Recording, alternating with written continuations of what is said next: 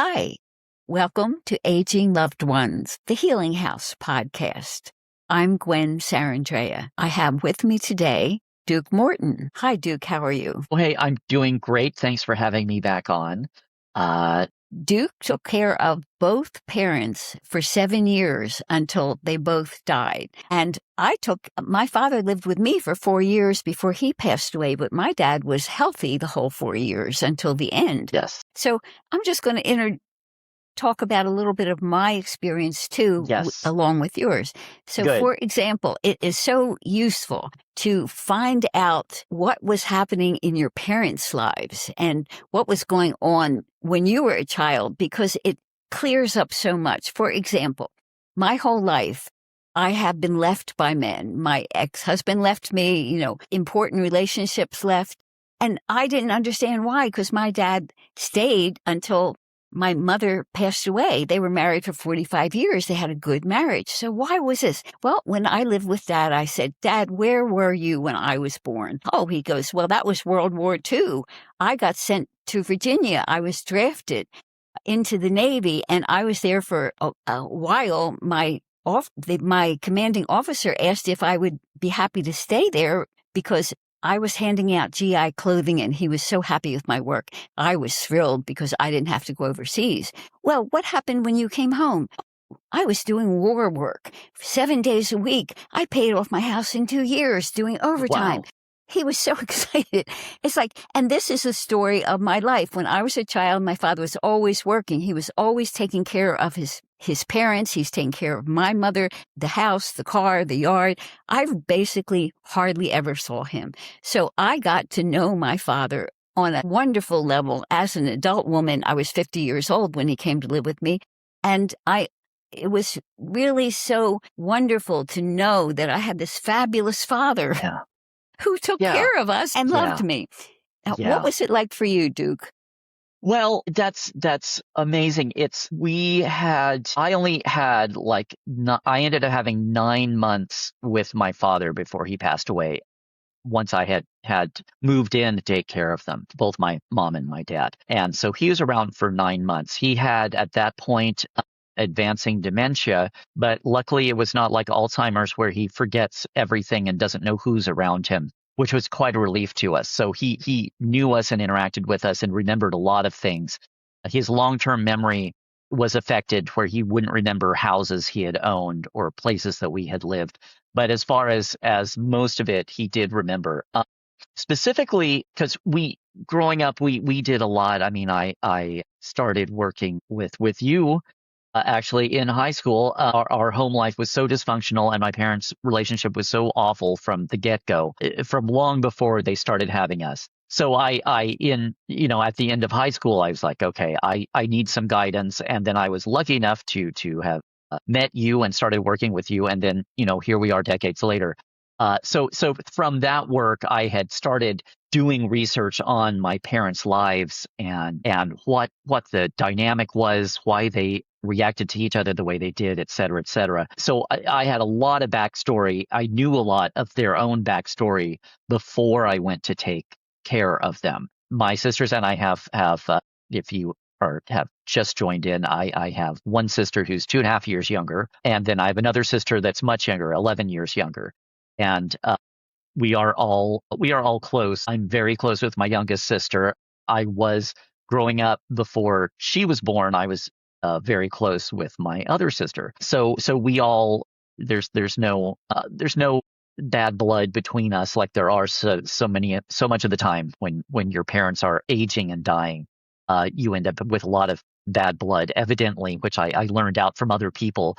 We were in a very good situation. Consequently, when we were all adults and before my parents got ill, we all were figuring out, doing research on both families and just trying to piece together why it was all so dysfunctional and so unhappy and such a mess all of our childhood. So we knew a lot going in. I had a lot of background before I started taking care of my dad and mom.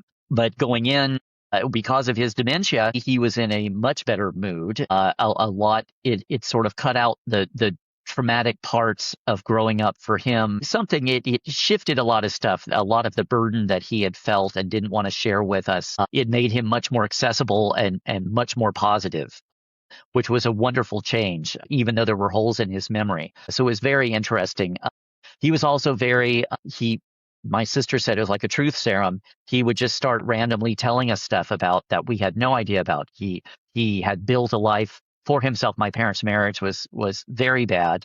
And he basically built a business and built a life for himself outside. And I learned, through once I moved in that he had numerous affairs during our lifetimes, during our childhoods. And when the life he built, he, cheated on our mom many, many times. All the way through the decades. And something that I would not have believed, not believing that, women would go for him. He was a good looking man, but it's just something that you don't really think of your parents like, oh, they're sexually desirable. It's just something you don't think of. And I would not have believed if he had not told me himself what he was doing in his dementia state. Just being really honest with what he was doing. I would not really have believed that. Somebody else could tell me and I'd go, oh, yeah, that's probably hearsay. I don't really believe it. But yeah, so basically, yes, he opened up and just told me everything. And so that was filled in a lot of blanks that from stuff that me and my sister had found out about both my parents beforehand. So that's one thing moving in. Yeah, it was definitely a revelation. And you sort of put the pieces together. You find out pieces as results, and then it really just put those pieces together for me. And how did your relationship with him change once you understood this? I assume you had more compassion for him. Well, yes, yeah. I mean, it's true. It's true. You sort of see their lives as a whole, especially when they're at the end of their lives. It makes you're able to see everything. And we had done a lot of research on both of them had very dysfunctional families, not surprisingly. And they were both abused and neglected kids. They were both the youngest of their respective families. And they were both abused and neglected. So they had no idea how to build a stable family life or what that was. They had no idea how to be happy in their lives, which is very tragic. But it does give you a lot of compassion.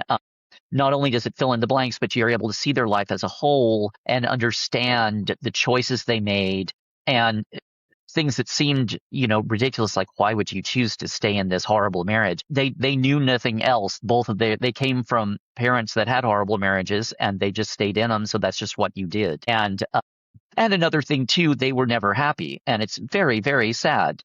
These are people that had so much to give and were so troubled and never happy in their lives. And consequently, really their outlook was, well, happiness isn't really something that you should aim for. That's ridiculous. You should aim for financial success and whatever stability it is, that's what you aim for. But being happy, that's just, some kind of weird byproduct. And they didn't know what that was really, or how to achieve it, or if it was worth achieving. That was just an unknown to them, which is very sad. So yeah, it does give you compassion. It doesn't excuse behaviors and events. They made their choices, bad or good, and it affected the kids, us, and negatively a lot of the time. And so it doesn't excuse it, but it certainly gives you an understanding of where they were coming from, and also an understanding of really they didn't know that they had a choice. They thought that that's how life was, and they were just doing what they thought they were supposed to do, which is also very tragic. It's all very sad.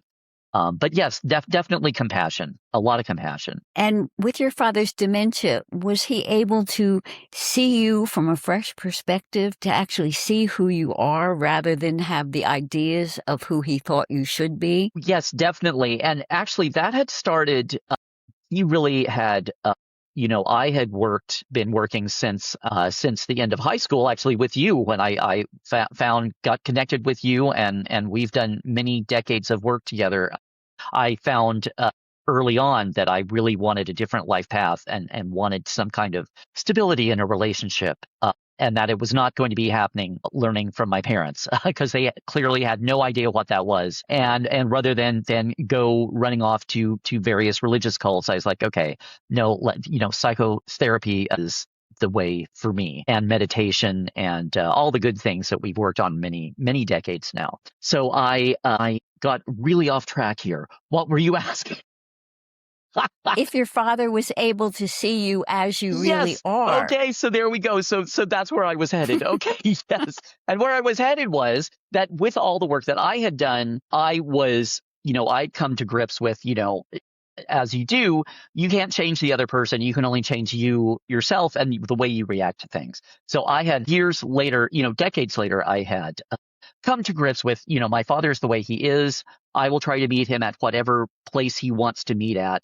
And he actually, once he retired, actually, he lost his family, the family business, but he really wanted to make an effort to really get to know me. And this is before the dementia and before the illness and a couple of decades before actually, how many years? About 15, 17, almost 20 years before I moved in with them for their final years. He really was making an effort to, at that point, I was in producing films down here, help produce films down here in Los Angeles.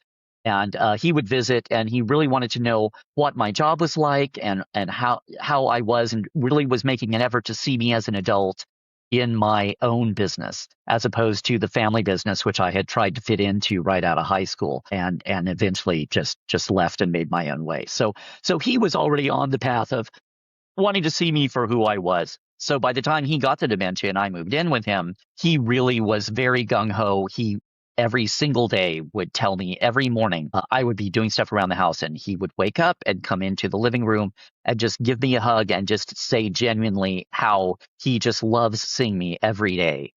That's just such a wonderful gift to him. And it was just meant so much that, of course, I understood that from them, that they were grateful. But to hear him say it every single day, like until he died. Yeah, I had like nine months from the time I moved in there.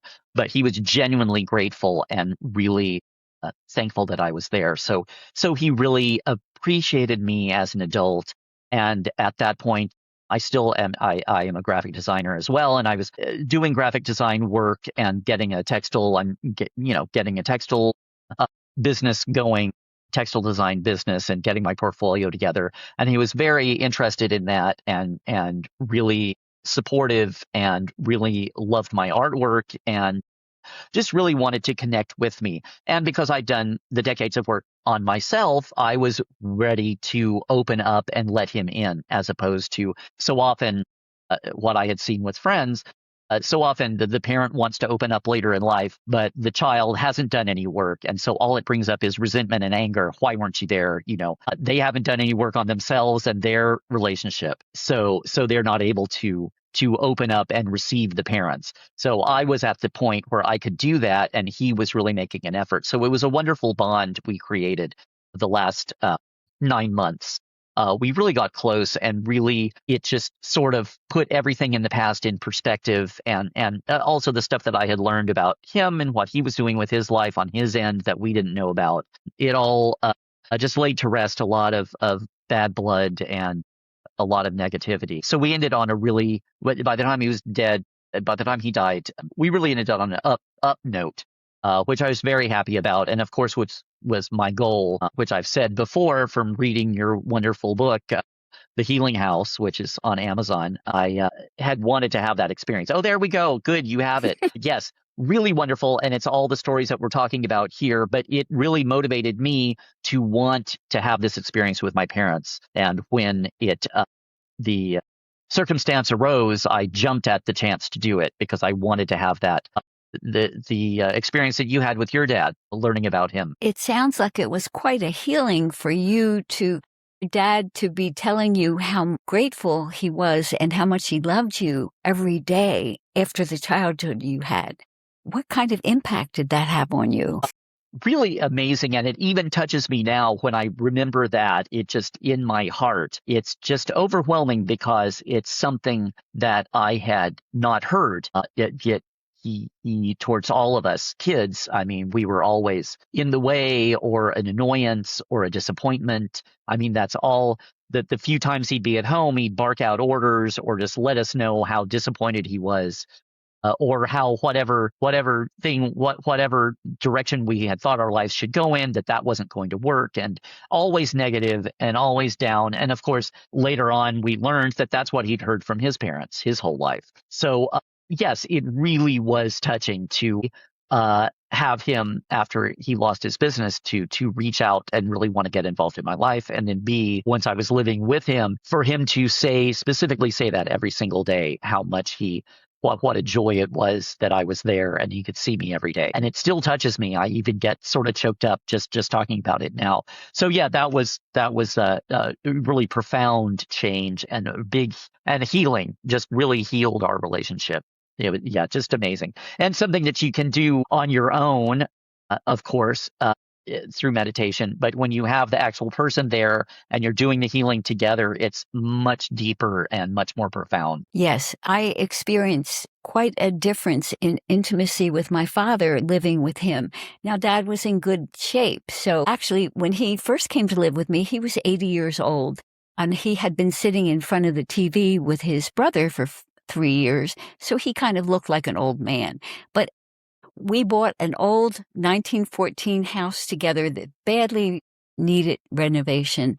And he took care of houses his whole life. So he immediately started in helping me taking care of that house. And within 6 months, he lost 20 years off. He was taking 2 walks a day and he had a spring in his step and he was happy and alive because he felt wanted and needed again. And I didn't have much of a relationship with my father when I was a child because he was always working. But now he was totally there for me every single day. I pick up a hammer and there he'd be behind me. And it's like, I was amazed because my ex-husband never did anything around the house. And so I really learned the true meaning of partnership with my father because he was right there wanting to help. And I remember telling him things that I had never told before. It's like I opened up and told him stories from my life that I had never told him. Wow. And he did the same. For example, I asked him, how did you meet my mother? And he said, my mom called me over one day and said, there's a family over there that has a beautiful daughter about your age. Go call on them. And he did. And he said she was beautiful. He fell in love with her right away. And he told me she didn't like him at first, but she told him later he grew on her. My dad was a Virgo. Wonderful. Yes, very responsible. It's like, he just kept going. And then another story I heard, Mom told him later that when her mother was dying, she made my mother promise to marry my father because he was a good man. I had never known that. So my mother actually promised her mother she would marry Dad when her mother was dying. And I'm so glad she did because they had a wonderful marriage. Wow. They loved each other. They were, they even had sex up until her stroke. I remember because I remember my mom saying, I really miss sex. So, they had an active, loving relationship. Yes, for 45 years. Absolutely incredible. But I didn't know all of that because, Right. he was always working, Mom was always working, etc. Anyway, it just makes such a huge difference when you can live with your parents and hear their stories and hear their communicate these things that you've never talked about before. Yes, it really does. And get to know them. Yeah, getting to know them as an adult just changes. It's such a different relationship. And it can be so positive. I mean, it certainly was for me and my dad. I mean, it was, we left it on a really positive note, and it's just all I had wanted, I had hoped for going there to take care of them. I mean, it almost killed me doing it, but it was so worth it. It just the hardest work you will ever do in your entire life, but so worth it.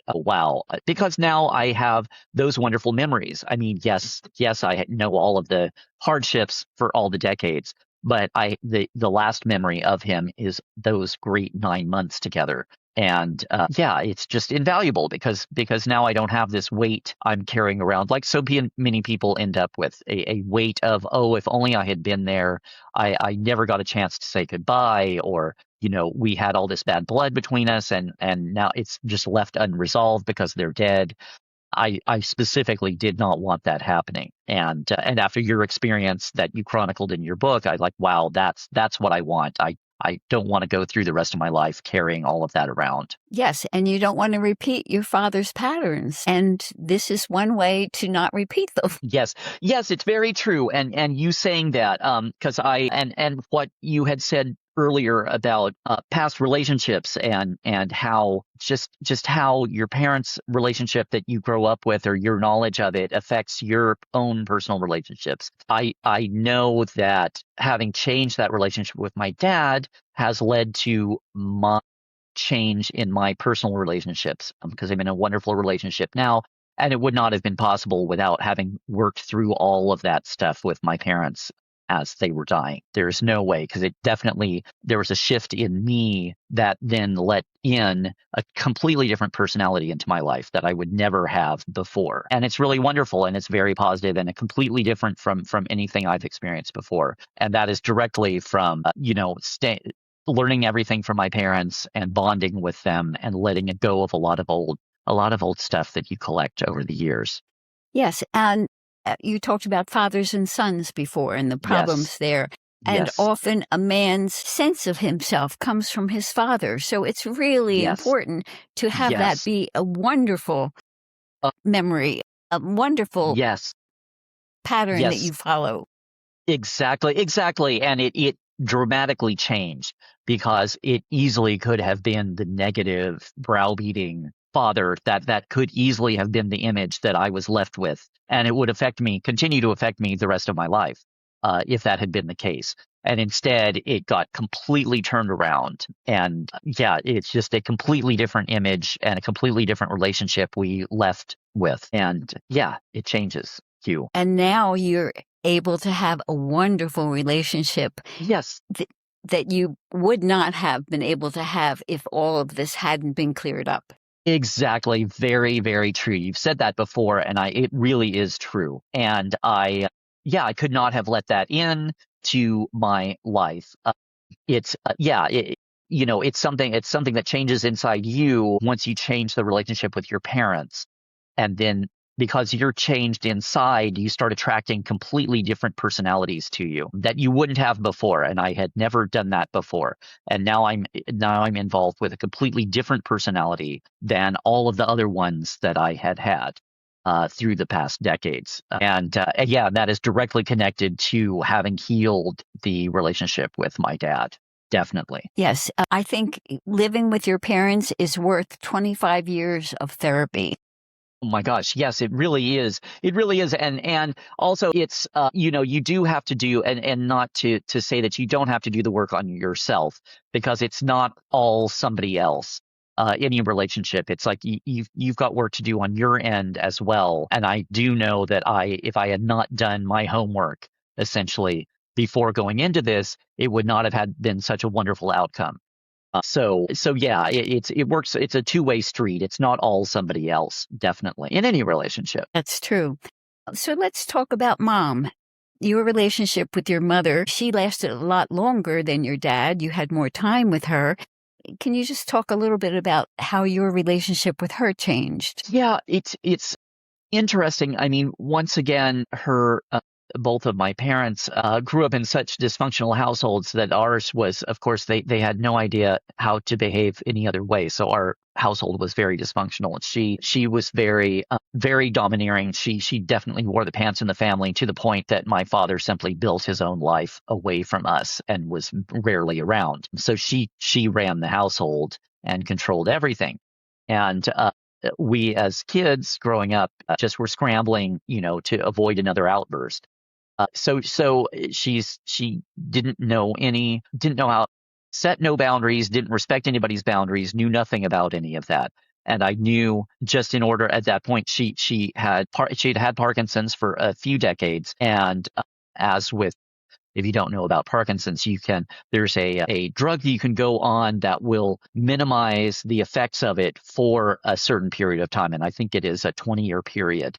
And after that, the drug starts having less and less of an effect. So eventually you do go downhill. So she had already started going downhill when I moved in to take care of both of my parents. And my dad died 9 months after I had moved in. And I was there for another, oh gosh, what, 4.5, 5.5 years with my mom before she died with Parkinson's from complications from Parkinson's. So she was already going downhill with the Parkinson's. I also knew I had to set boundaries with her in order to just keep my sanity and reserve my energy so I could take care of both my parents.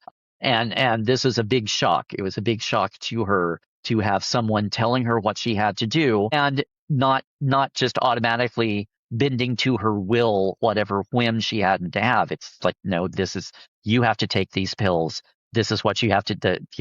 The physical therapist said you have to do this, you have to make an effort, you have to do all this stuff, which she had never had in her life. So that was so she even said she was sort of taken back when I first moved in because I really was very specific about what I will do, what I will not do, and this is as much energy as I have, and I can't do everything. So here, so just laying down the law, that was a big shock for her. And she said to me at one point, she said, we used to have such a good relationship. I want that back. And I was examining what that meant. What it meant was she could do what she pleased, and I would simply knuckle under and just say yes and try to make everything okay. I'm like, well, that's not the way it is now. That's not the way it is. I am now running the household, and you have to do certain things that you may not like, and that's just the way it is. So the good relationship was she would throw a tantrum, and I would just capitulate and make everything be the mediator. So yeah, in that case, yeah, in that sense, I'm like, well, yeah, our relationship definitely changed. But I could see, of course, we're talking about, fathers and sons, mothers and daughters. She definitely, both my sisters at that point were living. My one sister had a house for many years up in Santa Rosa, which was just a few miles away from my parents' senior living community that they had a house in. So she was nearby, and then the youngest sister moved in. Thank God she moved in to help out. So both myself and my sister were living in the house with my mom once my dad had died. This is after my dad had died. So yes, my sisters had certainly more relationship issues to go through with my mom than I did. My change, other than just having to set boundaries and really, because I was there to literally take care of her on a daily basis and I did the cooking and the cleaning and the medications and the exercise. And she eventually came around to getting in the routine and realizing that she did need to do this stuff for herself. It wasn't just me being a boss. It's what needed to be done, and the doctors were saying, and the physical therapist was saying. So we came around, but it certainly was not as profound a change as with my dad. Because of course my mom had been around all those years anyway, raising us, and we'd been close with her. Of course we'd had issues, but we were always involved with her. She was always involved in our lives, even long distance. And once she got the Parkinson's and wasn't able to move around as much and wasn't able to visit us as much or at all eventually, we would always talk with her by phone. So we had a very different relationship. I certainly did with her. So it wasn't as profound a change, but I think that there probably, if you talked with my sisters, they probably had much more profound changes in their relationship with her in her death. So yeah, it wasn't as dramatic as with my dad. Definitely. What qualities did you develop in yourself as a caretaker that you find you're using now in your life, in your career, in your relationship? Yeah, it's very interesting that you say that a lot. I mean, it's changed me a lot. I am much more, let's say, less controlling, fewer expectations in a relationship. I can let things roll along and see where it goes, as opposed to having very specific like a mental checklist of what I think should happen in a relationship and this and this and this. I am much more open to just letting it flow and finding some median. And I'm just more, I don't know, I guess respectful of the other person's wishes. Certainly, I've mellowed. Let's just say it's mellowed. I've mellowed out a lot. And I don't think that that's all just to do with my age. I'm much older now. Now I'm in a committed relationship, and it's been many years since I've committed to that. And it's a very different relationship. And I think that is definitely a change. I'm very much let things roll like they go. Let's see where it goes. And it always ends up going in a great direction, where in the past I'd want to control the relationship, and whatever I had in my head, this is the way it has to be, and they have to follow this rule. They have to be like this, or I'm just not going to do it, which I was like for many years, and had a series of long-term, relationships that broke up. And it was me. I have definitely changed a lot, and that is directly related to my mellowing around taking care of my parents and my change in my relationship with them. That is definitely a direct result. Yes, and I found some changes in myself from living with Dad. For example, when he first moved in, I was watching him like a hawk because I didn't know Mm, what level of care he yes. needed. Um, Yes. and it's like 3 days after he moved in, I laid down, took a nap, and when I woke up, I looked out my window, and there was Dad climbing up an old rickety ladder with an old saw in his hand, trying to cut a dead branch off a dead tree. And I just panicked, and it's like I calmed myself, and I went outside Yes. and got him Right. down and said, "Dad, it's time for lunch. Come down." And I Ah, had to lay down the law. It's like, yeah. you are in great shape, and if you fall off of a rusty old ladder, you're going to break a hip and you can be in a lot of pain. So I'm going to make a rule. You have to stay on the ground. We'll call the tree guy. Yes. He will cut, he'll Yes. climb. You stay on the ground. You Yes. are the supervisor. And while we're Yeah. at it, I want you to take a nap every day and no Yes. driving, because he hadn't done his driving test either. And I said, and this could be dangerous for you because you don't know your way around. Yes. So no Yes. driving. So I put down Yes. 3 rules. These are my 3 rules. And Yeah. that was good. However, the next day, the day after, I went outside and there he is climbing up on something again. And this Uh, time I raised my voice and said, mhm. "Dad, you can't be doing this." And he's, "Shh, hush up your mouth. You'll wait. The neighbors will hear." I said, "Good, let the neighbors hear, as Good. long as you get it in your head you can't climb." You can't do this. Yeah. So I had to confront him. I had to lay down the law, and then he listened to me. It's like, okay, you tell me what you want to do. That's what I learned to say. Okay, what is it that you want to have done? It's like he would get the setup, and then I would do the climbing. It's like, tell me what you want done. I'll climb. No There you problem. go. And after that Yeah. happened, he said, okay, now I know I can count on you.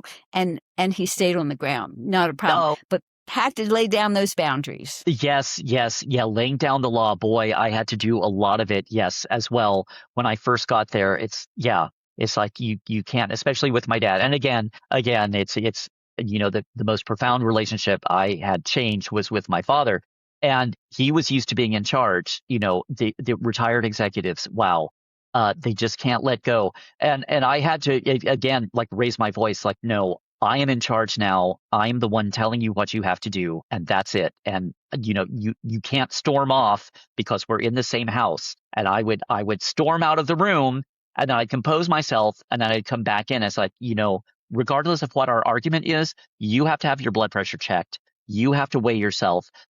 All of this has to happen. We can be mad at each other, but all of this has to happen, and it's going to happen regardless. So we'll just get it into your head. Have a temper tantrum, but this has to happen, and it's going to because I'm making the law now. So yes, very much the same thing. And I had to do it a few times, but he got into it. He got into his head. Okay, this is how it's going to work. Okay, then I'm going to go with it. But yes, it's very yeah. There's definitely you have to lay down the law for sure. Yep, there's that shift in power that happens. Yes, it's a shift in power, right? It's like, yeah, you are not the head of the household. I am now the head of the household, and I really felt that shift. Like, wow, okay, yes, I am the head of the household. Okay, in that case, you guys are going to do what I tell you and what the nurse tells you. This is how it's going to operate, and I'm going to tell you how it's operating. You're not telling me. I am telling you.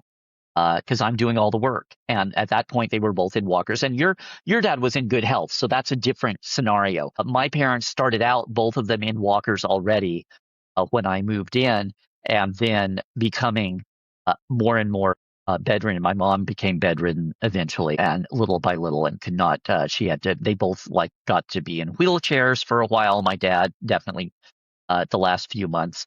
And then my mom, the last couple of years, was in a wheelchair, and then she was bedridden at the very end. So it's a different scenario when they have serious medical issues going on. But yeah, drawing the line and setting the boundaries. I mean, again, and it's something I knew going in. These are people that had never had boundaries set and didn't know anything about that. And so yeah, it was very challenging.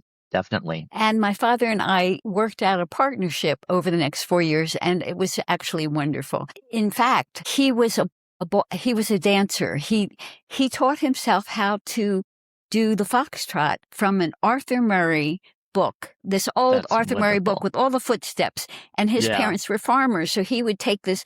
His cousin taught himself to dance with this book, and he Yeah. gave it to Dad Yeah. when he was finished. And Dad would take it in Yeah. the tractor barn and follow the footstep patterns and taught himself foxtrot, waltz, I think, and rumba.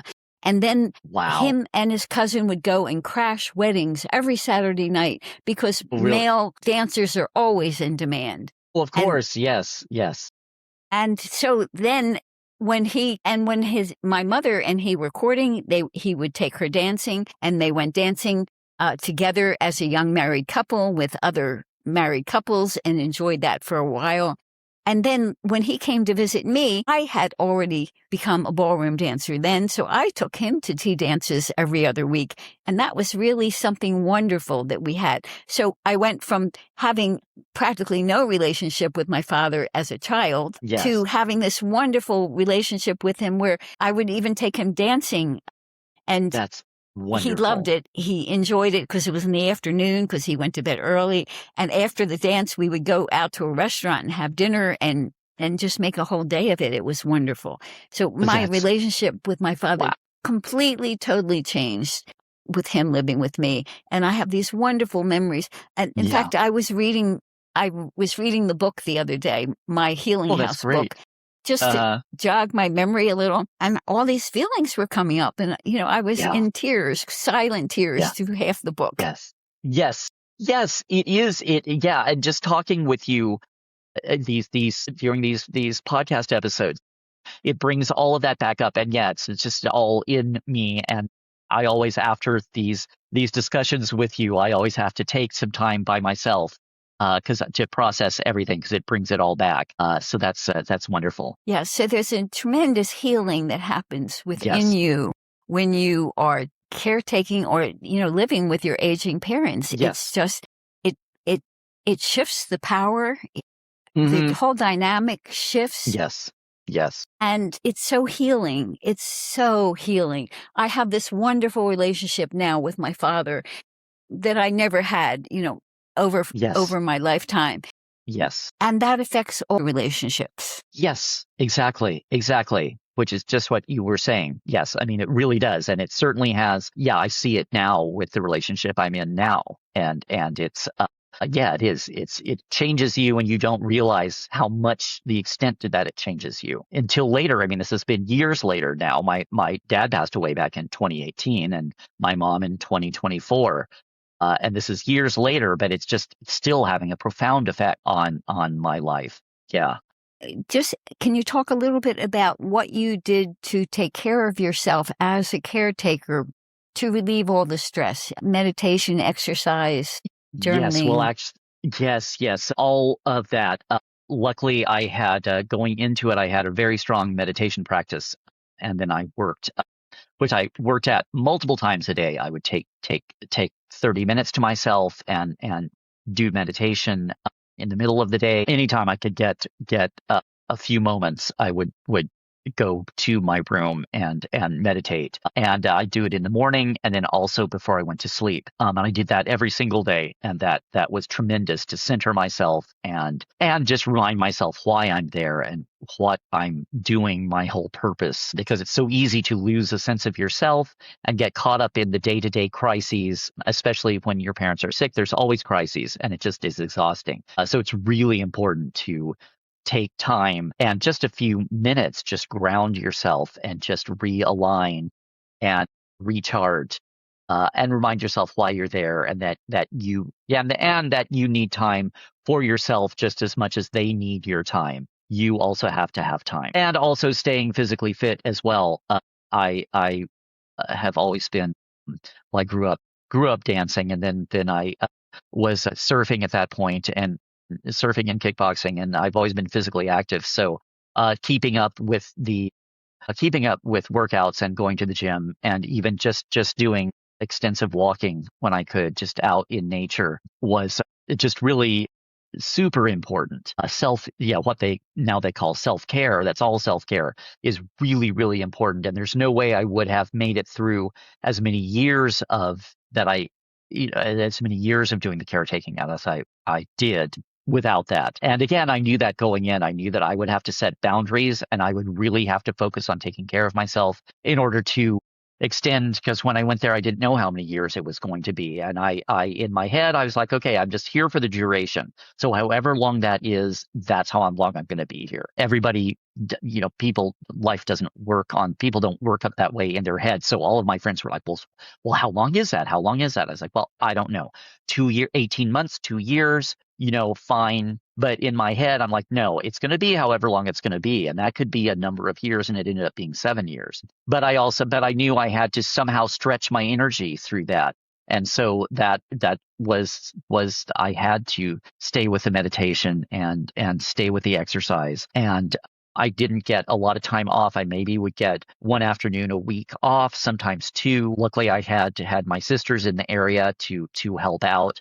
So I would get time away. But I couldn't depend on that. And during the day, it's a 24-hour day, and they were both needed care during the night. I would have to wake up and get interrupted sleep. It was really grueling. So yes, all of the above: meditation, exercise, and diet, keeping a healthy diet. I did some stress eating. I mean, I slowly gained weight while I was there, which I then had to lose. But I didn't stress too much about that, because it's just, you got to give yourself a break. It's so stressful. So you just do the best you can, really. Yes. And my situation was very different because my dad was in good shape. Yes. And as you're Yes. talking, I'm realizing before my father came, I had a physical breakdown from not sleeping for like 7 years. I Yes. didn't sleep more than 3 hours.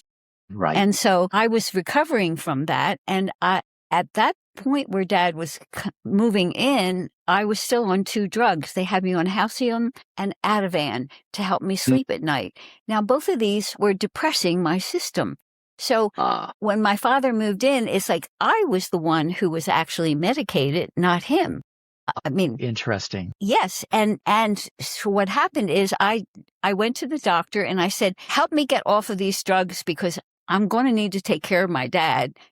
I need to get off this stuff. And he did. He put me on Elavil, which was an antidepressant, and it got rid of those 2 drugs, and it shifted my mood immensely. Wow. It really gave me a lot more energy. So my father coming actually helped me recover, because then I was determined to get off those drugs so I could take care of him. Nice. So he actually motivated me. He didn't do it on purpose. It was just like, I want to be fit so I can take care of Dad because he's going to need me at some point. Yes. So I actually medically got better because he was there. Wow. That's amazing. Yeah, that is powerful. Wow. Very powerful. And the other thing that happened too was I was in debt from having been sick and not being able to work. So I had credit card debt, and my father had some savings. So we were able to buy this old house together. So at the point and fix it up together. So when he moved in, I was in debt and I was on medication. After he passed away, the debt was gone, the medication was gone, I was in much better shape, and I had this beautiful home that we had both fixed. So he left me in much better shape. Wow. After he passed away. So not only did I have all this wonderful emotional healing with my father, but my physical circumstances were much improved. That's and amazing. To this day, I don't have any medications. I don't take any prescriptions. That's amazing. That is amazing. Wow. Yes. So because I wanted to take care of him, I ended up taking care of myself better. Of yourself. Yeah. That is amazing. Wow, how transformative. That's amazing. Yeah. So even though he was in great health, I still went through major transformations on my end. Yes. Just as you were saying, you have to work on your end. It's like for us to have this great relationship, I was also working on me at the time too. Right. Exactly. And you do it because you have somebody else that's depending on you. I mean, that's also motivated me. I mean, I already had these habits, but I really knew that I had to focus on them because they were depending on me. And so I had to be healthy and have energy. Somehow I had to have energy, just like the Energizer Bunny, like on and on and on and on. And that was the way to do it, So exactly, you change yourself, take care of yourself because you're going to be taking care of somebody else. So yeah, very, very cool. So, what would you do differently if it were happening now? What I do differently? Well, first of all, the big thing is probably nothing, only because I would still not know you, and nobody does really know what they're getting into because everybody's circumstances are so different. You can't really prepare for the exact thing. However, I would definitely call in hospice much earlier. They were fantastic. They worked with me. I certainly, the first 18 months of being there, all through my dad's final days, I was doing it by myself. My sister, my youngest sister, was not living with us at that point. She still had her place down in Santa Cruz. And my other sister, of course, had her life with her kids, her children, a couple of miles away. She was close by. They could come up occasionally, but I was doing it all myself. And had I known, I would have immediately called hospice and had them give me support. Just even having somebody there that I could call when something was going wrong, taking some of that stress, that load off my back. That was really a learning lesson because, of course, as most people do, you think of hospice as they're there when it's the final weeks of somebody dying. And that's when they come in. And we did that. Of course, that was the thinking. We did that with my dad. And once we called them, they said, everybody does that, but they are really there all the time. They should be part of anybody that is ill. They can be a part of that, not just when they're dying. They don't have to be officially dying for hospice to come and offer their services. So that would have helped me tremendously. That's the one thing I would have done immediately when I moved in. I would have contacted hospice and set up a care with them so they could assist me, and just that would have taken a huge load off my back. And that's what we did with my mom. We called them in. They were there. They helped us out for a good almost 2 years before my mom finally passed, and it was tremendous amount of help. And at that point we're like, God, if only we had known for my dad. So yes, I would say the big thing is call hospice immediately. They offer so many different services and it's all for free. And yeah, just having somebody on the other end of the line that's knowledgeable to talk to. If you're doing it yourself and you're on the front line 24 hours a day, that is what I would have done differently. And they provide equipment too, like the beds that automatically raise, those kinds of things. Yes, they do all of that, and also it depends on your insurance. My parents were with Kaiser, so some of it was through Kaiser, some of it was through hospice. But they will work and they will find, they work with a lot of different companies. And so they can go to these companies and arrange for free equipment and other services. Yes. So yeah, that's a huge thing. And it's all for free, which is amazing. Yes. And when my father went into a coma at the end of his life, we called hospice in.